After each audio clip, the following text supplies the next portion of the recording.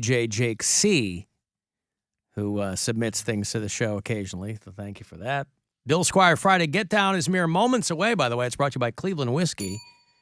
I think they might have a few tickets left, but it's worth looking into. Cleveland Whiskey is doing a thing tomorrow from noon to 4 at the distillery. They're doing an open house. So look into that. You go online and get tickets for it. It's going to be the last one at their current location. They're on East 25th because they're moving into a new distillery next year. So they're doing an in-person open house tomorrow from noon to 4. The Honey Barrel Bourbon Bash. Yum. Ooh. So look into that. It's 21 and over, obviously, but it's free to get in. I think you just reserve a spot. Nice. So let me show you this guy. We were talking about Taylor Swift yesterday about how so many bots and people overwhelmed the websites for pre-sale tickets for her tour. They had allowed for a couple of million people to get in. Between the bots now that scoop up all the tickets and real live people, they got about 14 million and scooped up the tickets to the point where they had to cancel the general on sale that was supposed to start today because they just didn't have enough tickets because they all got scooped up. And then it becomes a whole big thing where Taylor Swift is pissed off because she's like, why is Ticketmaster have a monopoly on this now, blah, blah. You know, Pearl Jam did this in the early aughts, maybe mid-90s. Mid-90s. Pearl Jam famously went up against Ticketmaster, and it lost. But it's gotten even worse now because the companies that own these things, they control the venues and the booking agents, and it's a whole thing. Anyway, there's a video going around of a dad who's very excited to get in the queue here for the Taylor Swift pre-sale. But he does, the assumption is he's so happy because he's going to be able to secure tickets for his daughter. But watch this and tell me if he doesn't seem like he looks excited for himself for some reason. Let's see.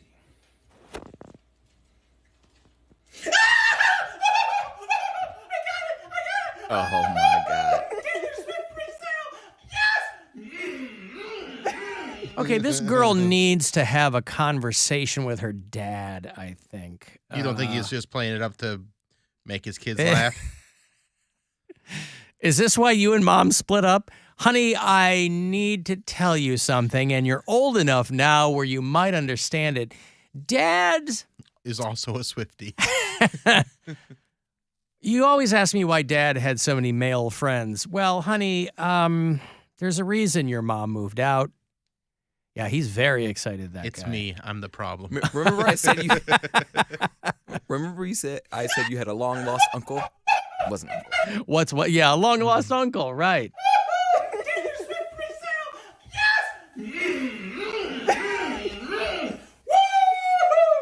Yeah. Yeah, that'd cost you a cool $700. 2 tickets. Well, I wonder if getting into, a lot of times, even for regular shows, you can get into the pre-sale queue and then something crashes. Yeah. You never buy the tickets. So I wonder what happened with that guy. Oh, I wonder what happened with that guy.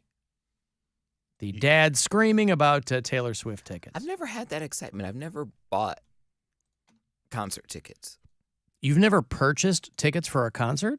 No. Didn't you buy them for the Jabberwockies for your mom in Vegas? My brother did. You've never bought, I mean, us old guys used to camp outside of JCPenney because they had ticket windows there. And so, you know, but you've never gone out to an app or online and bought tickets for a show. No. Is that out of cheapness or you don't care enough? You're like, there's no show where I was like, I'll sit there and wait. Both. Really? Because the shows that I really wanted to go to, I already knew, and I said, you know, you don't got the money for it. I don't have the money for it, or I said it to the station. I'm like, whatever. If they're nosebleeds, at least I'm in the building. So Celine Dion, that was one of the ones where I'm like, all right, I'll bite the bullet and see. You know, I'll cough up some change. I'll be in the building. May not be great seats, but I can spend $80 to $100 on a ticket. Mm-hmm. Wait, so you bought him for Celine Dion? I didn't. I said it on air. And I got some from the station. Oh. So there were no... So before you were at iHeart, you never bought tickets for a show? No, before I was at iHeart. So you had to get them from somebody else or somebody. You also didn't go that many shows. I didn't Really? go. My very first concert was Machine Gun Kelly, and it was free, and it was in college. The very first concert you ever went, I know you've said this, but I'm still incredulous for people who aren't aware. Very first concert you ever went to was in college, and it was MGK, who was basically, at that point, he's a local hero. It's not like, it's not like, Van Halen's coming through or something. He did our, I forget what it was called, but our concert hall stage door. It was the E.J. Thomas stage door. It was a campus show. Yeah. So you never purchased tickets for a show that you didn't have another connection to. Correct. Huh. Because I went to go see Gavin DeGraw. You weren't going to see shows in high school? No, I didn't drive. I drove to school and home. My mom wouldn't let me drive to Cleveland. No. There aren't shows in Oberlin. I mean, is Cleveland the only place that has concerts come in? I mean, the SCO in Oberlin, but I was far too young to get in there. So your mom really did a number on you. Yeah, I had never gone. I told you. You can't drive to Cleveland to go to a show. She threatened to call the police on me one day because I wanted to go to... Cleveland's like up the street. It's like next door. 40 minutes. I was there 2 weeks ago. Yeah. I was in college, and I wanted to go party with my friends. It was summer. I was a college student, but it was over the summer, or Christmas break, I'm sorry. And all my friends were down at the college house and wanted to have a New Year's Eve party. My mom said, if you go, I'm calling the police on you because it's my car and I'm going to call the police on you. Wow. I'm like, okay. She's like, no, there are all these drunk drivers out tonight. I'm not. And I was like, why didn't you hitch a ride with a friend to go to a show? I mean, you were the only kid not sneaking out of your house. Your mom's asleep half the time. Again, working the other half. This was high school, so at that time, music wasn't a part of my life as it was now. I didn't join radio because, I loved music like Whitney Houston, but all those people were like... They weren't touring. Yeah, they weren't touring by that time. Yeah. But music wasn't a part of my daily routine in high school as it is now. I used to listen to T-Pain and Akon and Lil Wayne and all those. That's not music. No, but it is music, but they were far too expensive and everyone wanted to go. And I just, there was no money for concerts in my household. We didn't go to concerts. My brother either. None of us, we didn't go to concerts as kids. And my mom always thought that something. Listen, I grew up with plenty of people that didn't have money and they were still going to concerts. We would go. There's ways to go. She would take us to the, what was it? The Monster Truck Derby or the Monster Jam? Aladdin on Ice, stuff like that. We didn't go to concerts. Alan, strangely enough, one of my earliest concerts was Taylor Swift opening for Tim McGraw. Well, you can say you saw Taylor Swift. Hey, I saw her last year. But in that gross country phase. When she was, she sang at the Rock Hall inductions last year. Yeah, I got right. to see Taylor Swift. Yeah. We did see her. Carole King. Yeah. That was great. It's perfect. Didn't have to hear any of her music. Got to see how good she is. Yeah. Her talent was on display. Mm-hmm. Didn't have to sit through 2.5 hours of high-pitched screaming. Yeah. Alan, it sounds like MGK played Akron's Homecoming. I saw Ludacris play Bowling Green's Homecoming 15 years ago. I'm sure. I wonder if they get him a discount. They're like, okay, MGK, we ain't got no money. We ain't got no money. Your hometown boy, this area. You pay taxes.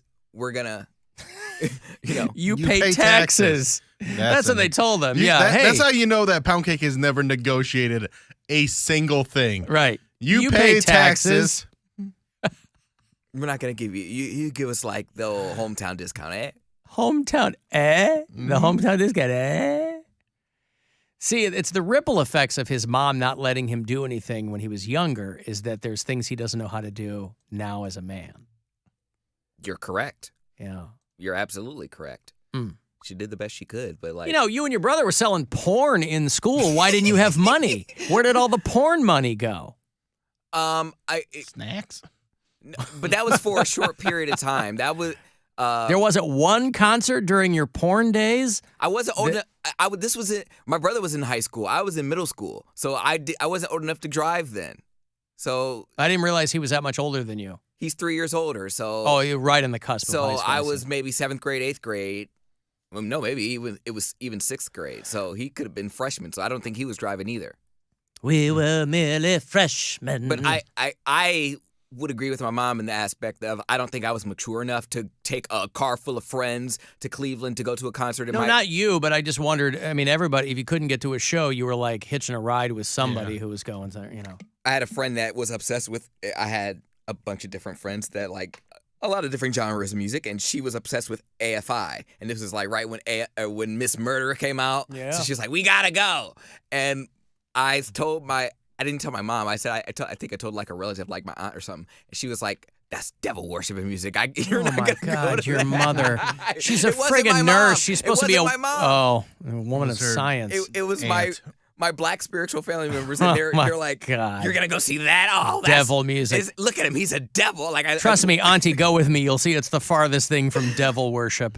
I pulled it. It's a lot of sullen jet black bangs over half of people's faces. Literally, I showed her that Miss Murder video, and she's like, "Oh God, look at his face. He looks like a devil." And she's singing about Davey murder. Havoc, he was all pasty-faced emo dude. She did. You were not like it. 13 when that was out. Yeah, I was. She did not like it at all. And I'm like, oh, I was gonna go to a concert with my friend. It would be my first concert. She's like, you don't want to go to that. No, you can't go see Yellow Card. Soccer is the sport of the devil. They're She like, works the devil into everything. they're like, that place is gonna burn down. And like, she's like, that's where people go. And I was like, oh, is that what a mosh pit is? Is it gonna burn down? Like, I was so ignorant. I didn't know what a mosh pit was. That's like my friend's got a bit about how he wasn't allowed to go see the Bare Naked Ladies, but he was allowed to see Marilyn Manson. Right. Because they were called the Bare Naked Ladies. So stupid. Although the bottom line, it sounds like for you, Poundcake, is there wasn't a band that you were obsessed with. Because I feel like if that was the case, you would have found a way to go see them. So it was really more of a matter of there weren't bands that you were like that crazy for. At that time, I was working on a lot of like my identity, and I didn't know what my identity was yet. I didn't identify with a specific genre. I went through a goth phase. I went through a hood phase. I had a bunch of different type of music that I liked, but nothing ever. The money wasn't there, and I wasn't gonna deal with the hassle of my mom because I know she wouldn't probably let me go anyways. No AFI, but Aladdin on Ice is totally fine for a young boy, a young growing boy. Let's go to Aladdin It's on for Ice. kids. I mean, We had Toy Story. We would go Toys. We would see wrestling. Disney on Ice. Yeah. WWF. Like we would go to that. Like when they would tour, my mom would take. Now she would have a friend from work, take her. I love people's first concert stories. Alan, my first concert was with my dad and brother. I was 13, and we went to see Shaggy at the Agora. Dude, that was like would be a good Mr. concert. Bombastic. Shaggy. That seemed like that would be a love good it. one. Shaggy. Hey, my dad and brother are going to go see Shaggy. His But- dad thought it was a Scooby-Doo cover band, and then he got there, and he goes, it's all right. But if it taught me anything from not going to concerts as a kid, you make up for lost time. And now I go to a lot of concerts, and I go to them for free. When's the last concert you went to? The last concert was it Celine? I think it may have been Celine because that was right before COVID. So that's a lot of concerts is.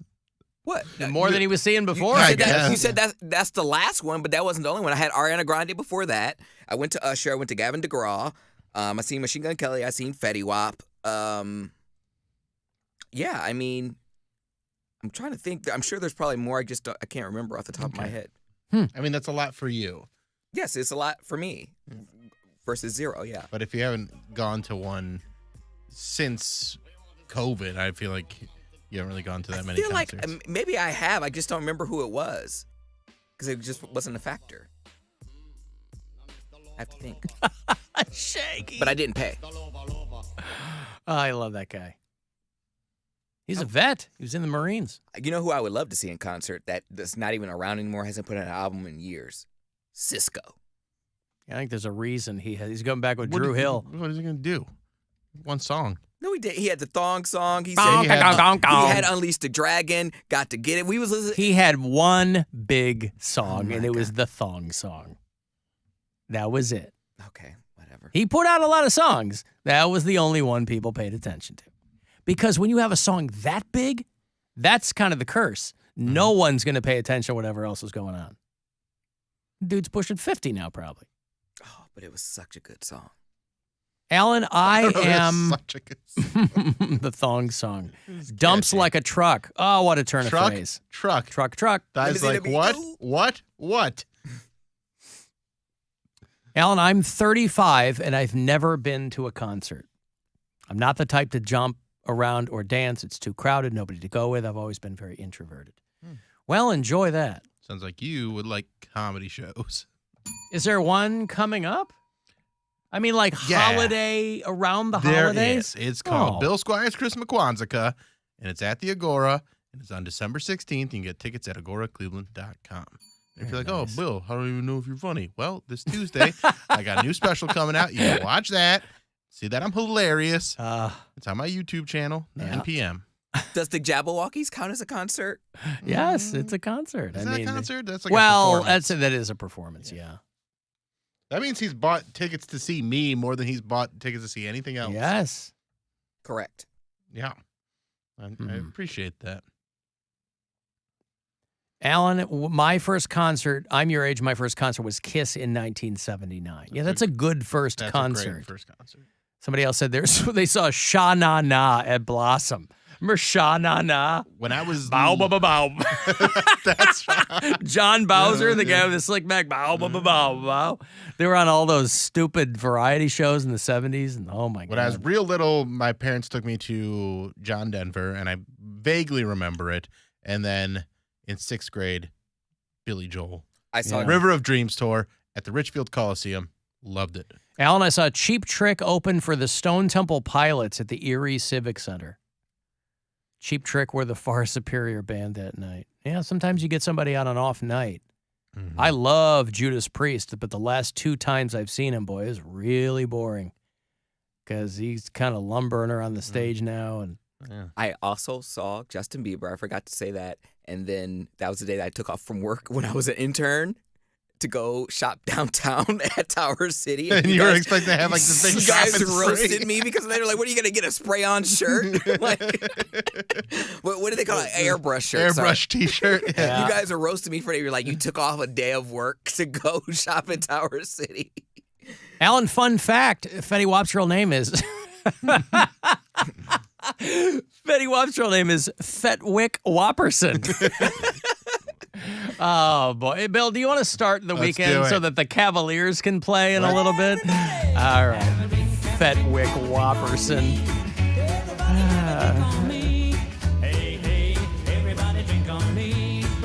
Yeah, all right, the Bill Squire Friday Get Down in honor of the late, great Murray Saul here at WMMS is how we start the weekend. It's brought to you by Cleveland Whiskey. Take it away, William. It's Friday!